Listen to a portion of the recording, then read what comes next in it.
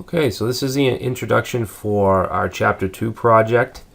Basically, we're going to be building a tableless responsive calendar using HTML5 and CSS. And the main reason that I wanted to do a calendar was because many calendars that you find online are HTML tables. Okay, they're built using tables.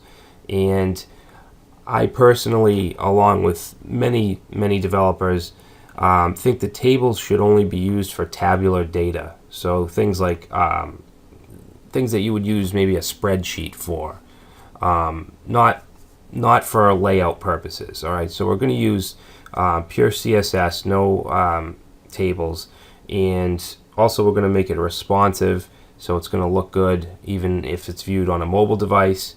And you'd be surprised at the minimal amount of code that we'll use to actually make it render on mobile devices, because you'd think a calendar wouldn't render very well on a small screen, but we're going to change it so that it's kind of a different kind of calendar, like a vertical type calendar when viewed on mobile devices.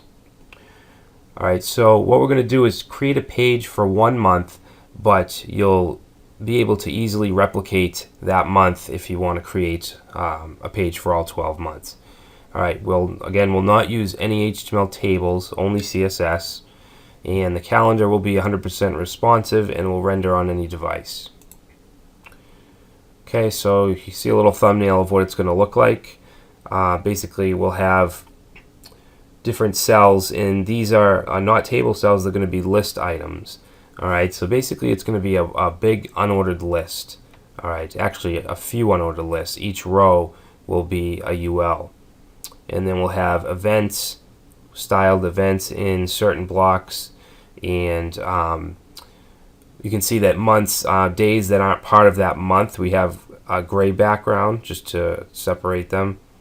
Alright, so this project sections, the introduction, which is this video, then we're going to create the calendar page HTML, and then we'll do the event HTML, which you can see we have a few events here, and then we'll do the page CSS styles, so the main styles, and then we'll move on to do the responsive CSS, so it can render correctly on mobile devices.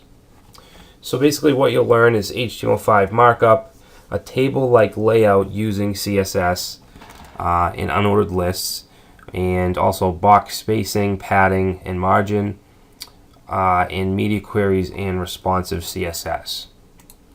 Alright, so with that said, let's move on and build a calendar.